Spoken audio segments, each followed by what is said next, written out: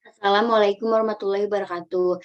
Di sini kami akan mempresentasikan mengenai mata kuliah studi kelayakan bisnis dengan judul Mie Ayam Pelangi. Disusun oleh saya sendiri, Afriya Santika, dengan NRP 1940101220. Ada Arni Rahmawati dengan NRP 1940100124. Ada Rizky Januar dengan NRP 1940101154.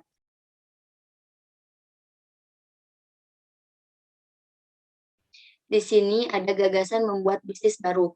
Bisnis yang berada di bidang kuliner ini yaitu mie ayam pelangi sebagai menu utama restoran ini. Selain jenis mie ayam pelangi yang terbuat dari bahan sayuran, kami akan melakukan pengembangan terhadap jenis bahan yang terbuat dari buah-buahan dan pengembangan terhadap varian warna agar produk mie ayam pelangi mempunyai lebih banyak lagi varian warna yang terbuat dari sayuran maupun buah-buahan yang segar dan menyehatkan.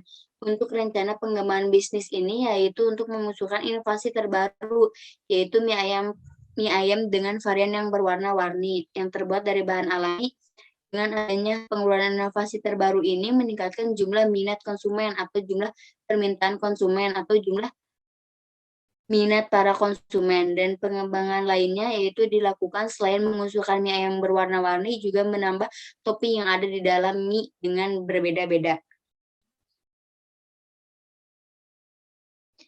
Ada gambaran umum perusahaan, nama dan alamat perusahaan. Nama perusahaan sendiri yaitu Mie Ayam Pelangi dengan alamat perusahaan di Jalan Cibadak nomor 101 Bandung. Tanggal berdirinya perusahaan yaitu 6 Agustus 2021, bentuk perusahaan perorangan, jenis usaha utama yaitu mie ayam, jumlah karyawan 5 orang, dan MUI halal. Profil pemilik perusahaan, nama Afrilia Rahmawati, tempat tanggal lahir Bandung 30 April 1998, umur 23 tahun, sekolah pendidikan terakhir sekolah menengah atas atau SMA. Aspek pasar dan pemasaran, pengukuran dan peramalan permintaan. Potensi pasar dilihat dari permintaan. Untuk permintaan sendiri, yaitu keinginan yang didukung oleh adanya daya beli dan akses untuk membeli. Yang artinya permintaan akan terjadi apabila adanya dukungan dan kemampuan yang dimiliki seorang konsumen untuk membeli.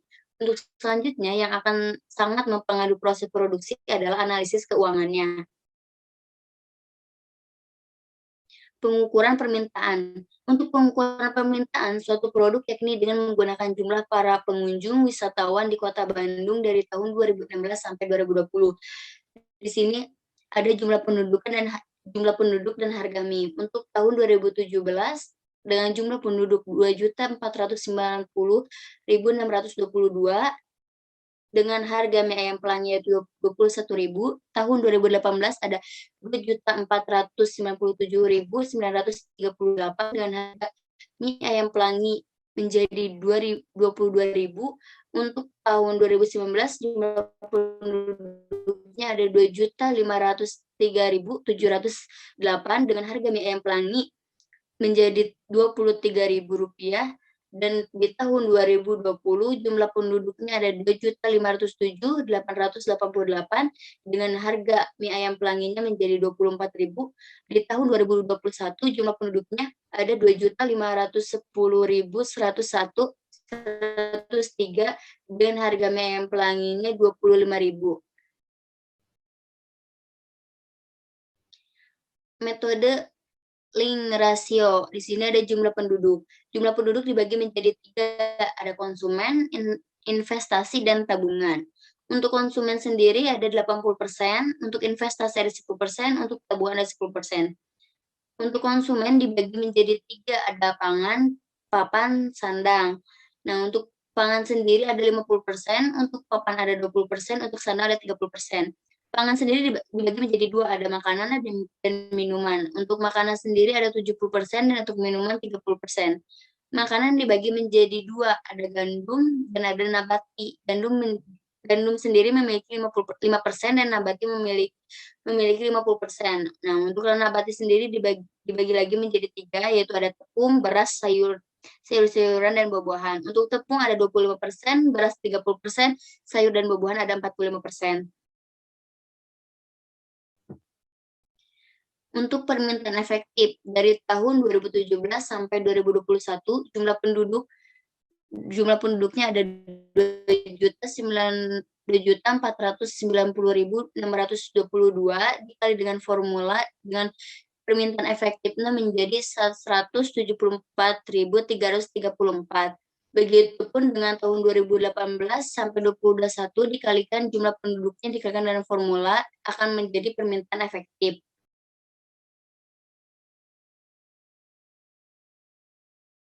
Nah, untuk peramalan permintaan, dari tahun 2017 sampai 2021 permintaan efektifnya yaitu sebesar 875.718 dengan harganya dari 2017 sampai 2021 yaitu 155.000 untuk X dan Y dengan total jumlahnya 20.144.942.830 dan X2-nya 2.665.000 dengan 2.655 juta.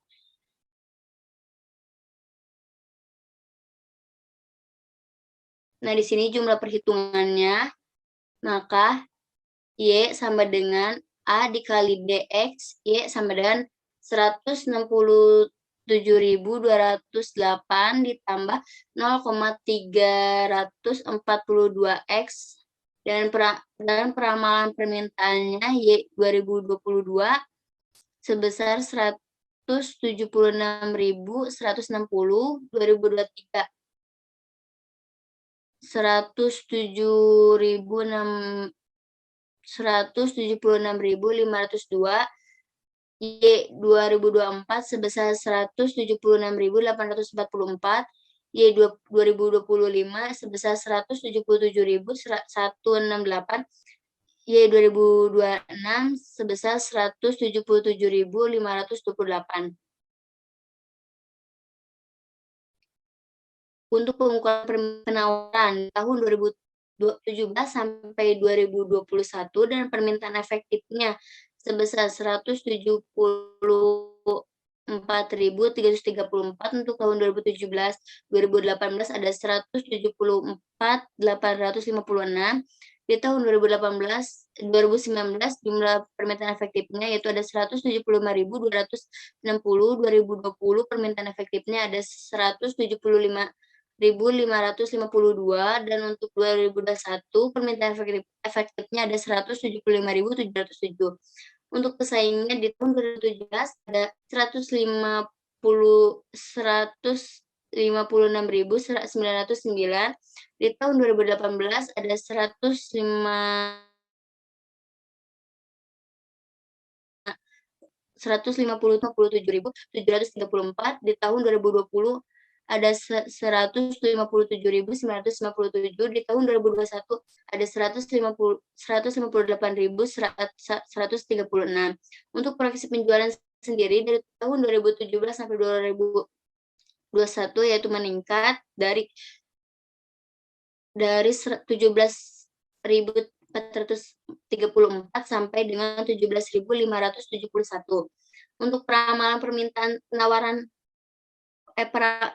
penawaran sendiri dari tahun 2022 sampai 2026 dengan permintaan efektifnya yaitu sebesar 176.160, untuk 2023-nya 174.856, untuk tahun 2024 ada 175.260, di tahun 2025 ada 175.552, di tahun 2026 ada sebesar 177.528.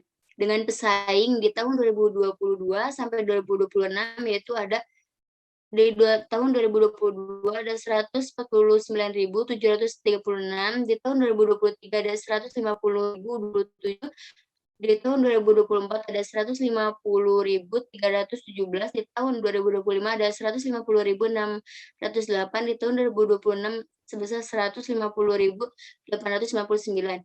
Dan untuk jumlah proyeksi penjualannya di tahun 2022 sampai 2026 meningkat dari 26.424 sampai dengan 26.629.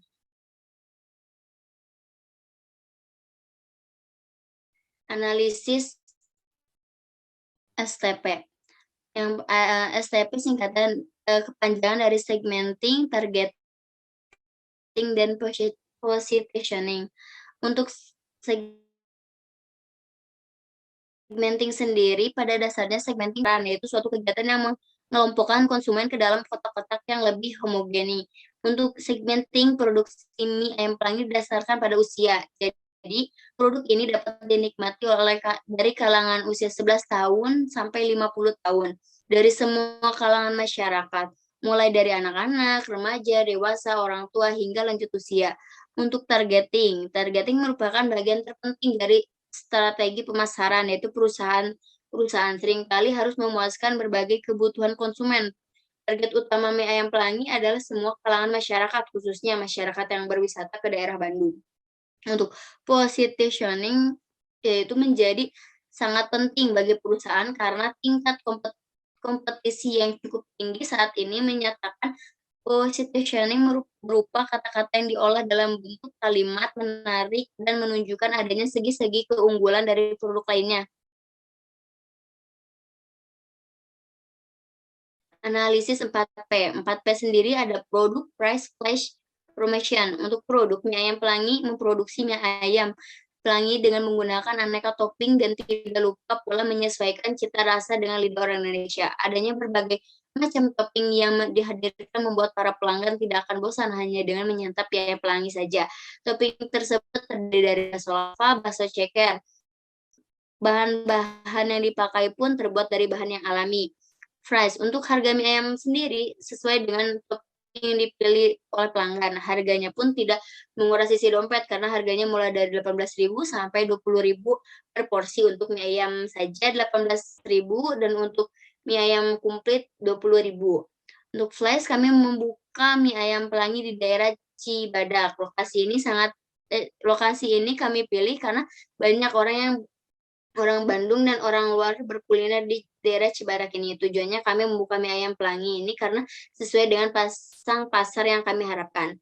Untuk promosi, kami memperhatikan produk mie ayam pelangi ini dilakukan dengan menggunakan media sosial dan dibantu oleh rekan-rekan dan tak lupa juga menggunakan teknik diskon untuk menarik minat pembeli dan begitu saja memberikan promosi yang baik untuk produk kami. Perkiraan penjualan, market share, permintaan efektif dikurangi pesaing. Dari permintaan efektif sendiri dari 2017 sampai 2021 yaitu meningkat dari 174.344 sampai dengan 175.707. Untuk penawaran pesaing dari tahun 2017 sampai 2021 pun berbeda-beda. Untuk 2017 ada 156.909, 2018 ada 157.370, 2019 ada 157.734, 2020 ada 157.997, 2021 ada 158.136. Market share-nya pun market share pun 20%. Untuk kenaikan efektif dan permintaan per tahunnya ada 1,83%. Market potensial per unit dari 2017 sampai 2021 pun meningkat dari 39.251 sampai dengan 39.559 dengan market potensialnya sebesar 25%. Kapasitas produk unit dari 2017 sampai 2021 pun meningkat, yaitu 2017 sebesar 71.014 sampai dengan 71.156, 71.569. Perkiraan penjualan yaitu dari 2017 yaitu sebesar 69.737 sampai dengan 2021 sebesar 70.283. Untuk penyusutan efektifnya yaitu sebesar dari tahun 2017 sebesar 12.625.000 sampai dengan 2021 itu sama. Dan untuk perawatan dan perkiraannya pun dari 2017 sampai 2020 pun sama.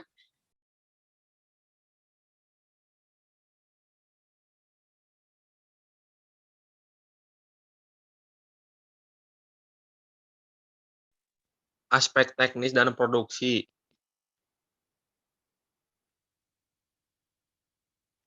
Di sini penetapan skala produksi yaitu mie ayam Pelangi memproduksi mie ayam setiap harinya, dan setiap harinya kami menjual 30 porsi.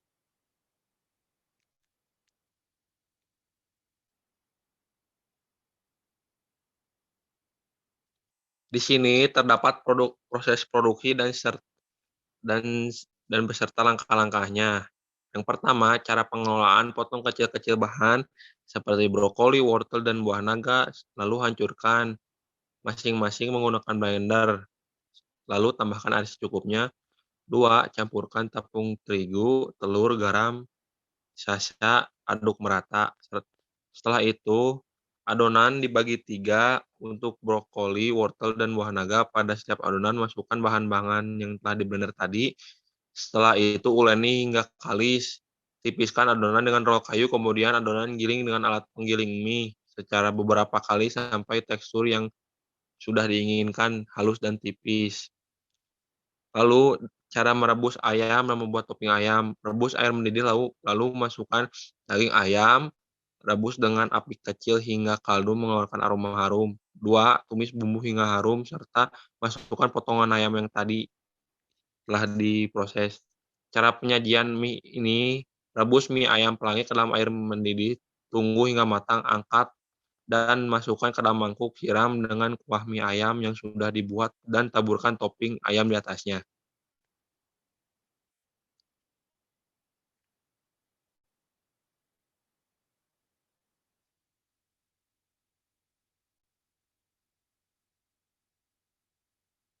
Next.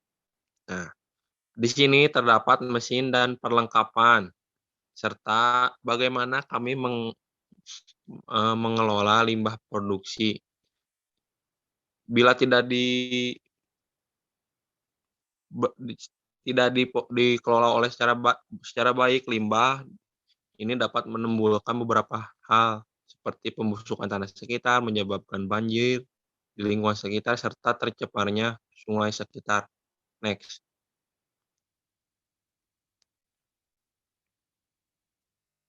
Di sini terdapat pemilihan lokasi dan letak produksi. Kami memilih lokasi di sini yaitu di Jalan Cibadak dan dengan penyusunan schedule yang menjadi 2 shift. Shift pertama dimulai dari pukul 12 sampai jam 5 sore, serta shift kedua jam 6 malam sampai jam 10 malam. Next. Aspek keuangan.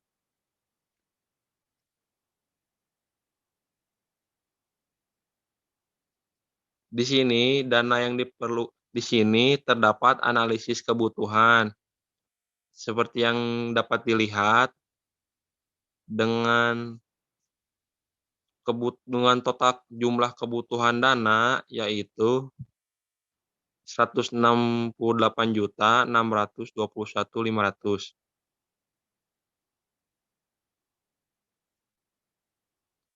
Serta dana yang diperlukan untuk investasi yaitu modal sendiri sekitar Rp18.621.500 serta kredit bank dengan nominal Rp150.000.000 dengan total Rp168.621.500.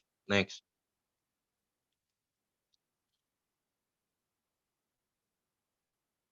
Di sini dengan skema kredit kepada bank, maka bisa diperhitungkan biaya per tahun pertama, yaitu dengan pokok total sebesar Rp25.461.051.015 dengan bunga Rp11 juta 81.494.000 dengan serta total yaitu 36.497.510.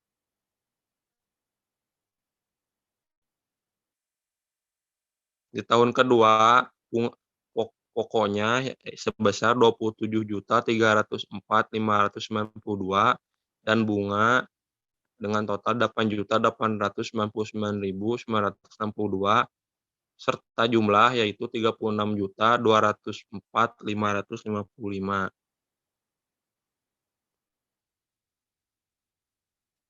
Di tahun ketiga sama seperti tadi yaitu pokok bunga dengan total pokoknya yaitu 29.317.813 dengan bunga 6.576.928 dan jumlah 35.894.741.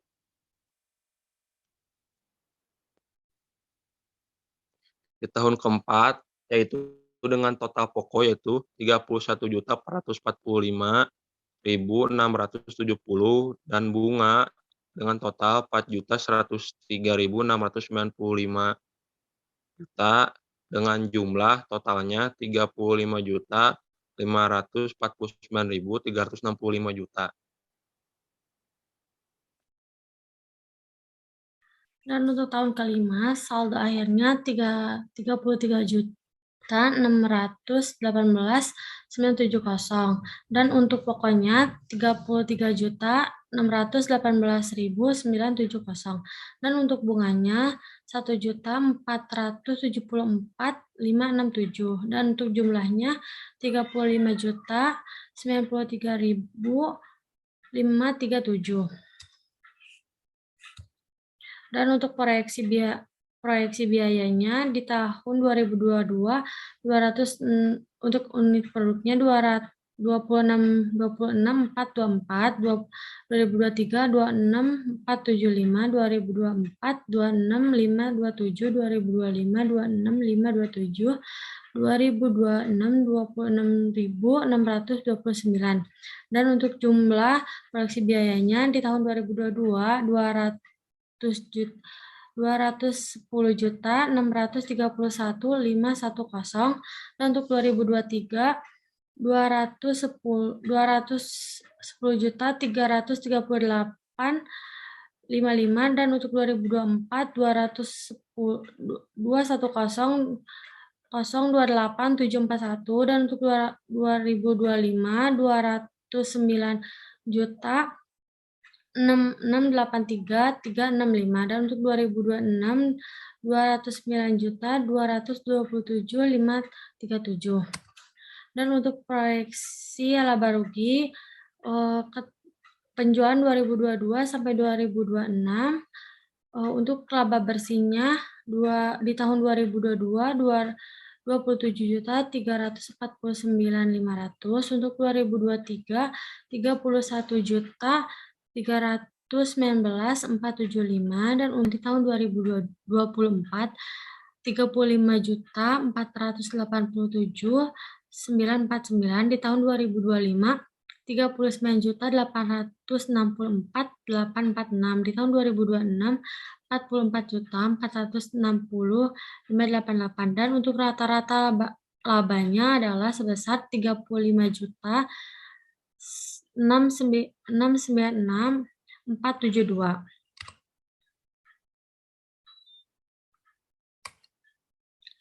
Dan untuk proyeksi arus kasnya di tahun 2022 unit produksinya 26.424 di tahun 2023 26.475 di tahun 2024 26.527 di tahun 2025 26.527 di tahun 2026 26.629. Dan untuk jumlah arus kas di tahun 2022 58.477.990. Di tahun 2023 70.947.620. Di tahun 2024 84.042.943. Di tahun 2025 97.813.103. Di tahun 2023 112.364.955. Dan untuk analisis kelayakan bisnisnya, payback periodnya, investasi awalnya adalah sebesar 18.621.500. Untuk arus kas 2027, 58.477.990, dan untuk arus kas 2018, 70.947.620, dan untuk arus kas 2019, 84.943, dan untuk arus kas 2020 97.813.103, dan untuk arus kas 2021 112.364.955, dan untuk totalnya 405.025.111, dan untuk rumusnya adalah PP sama dengan 2 ditambah 18 kurung buka 18.621.500 dikurang 329.993.8 dibagi 138.086.010 dikurang 322.99938, hasilnya 2,14.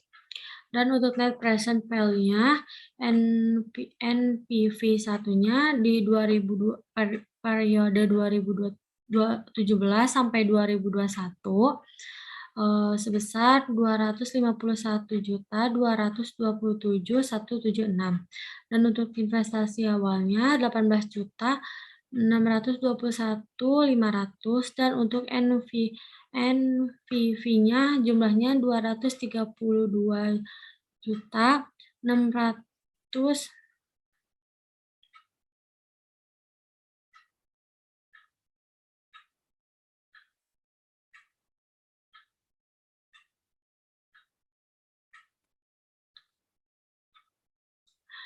232.605.676.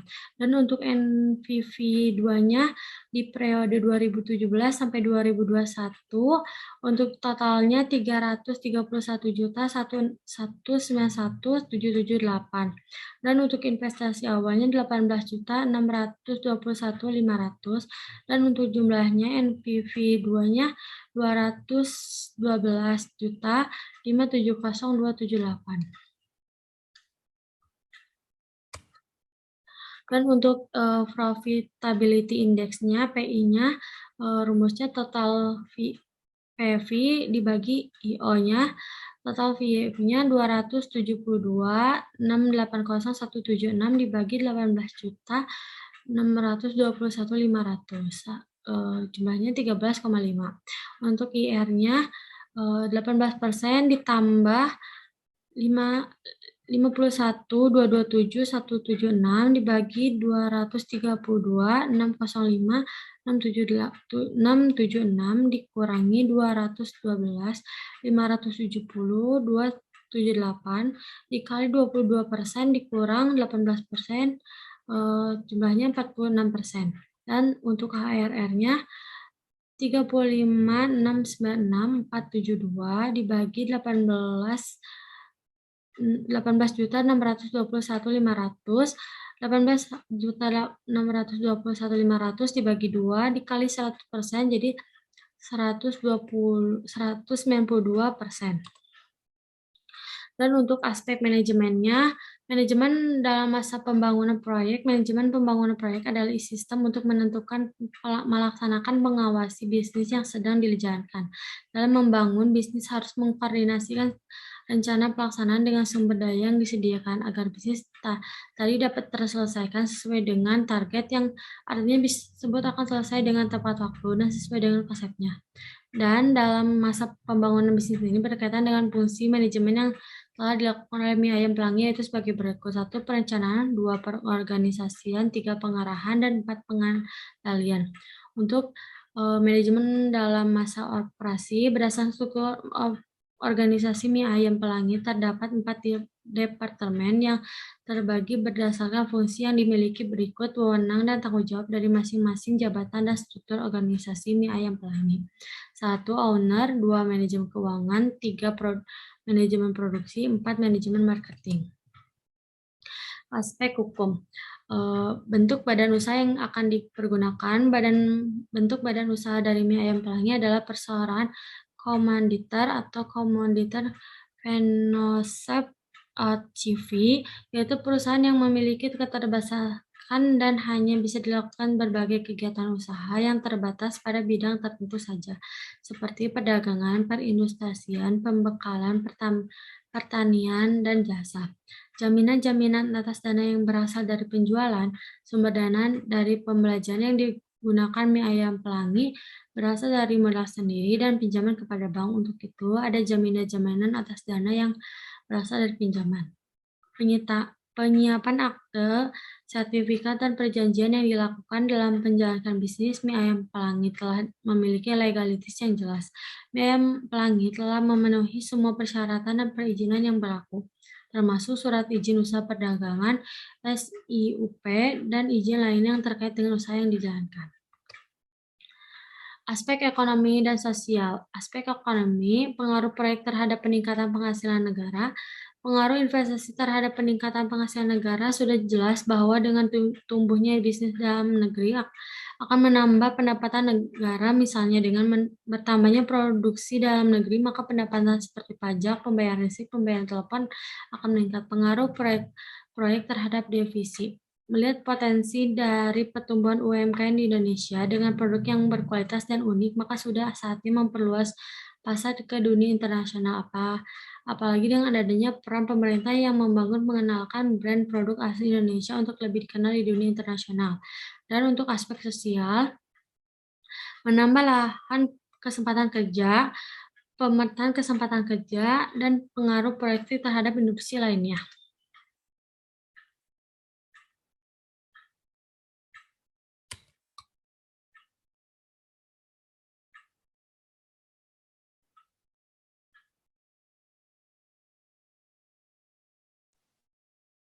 Sekian dari kelompok kami yang dapat kami sampaikan. Wabillahi taufiq wal hidayah. Wassalamualaikum warahmatullahi wabarakatuh.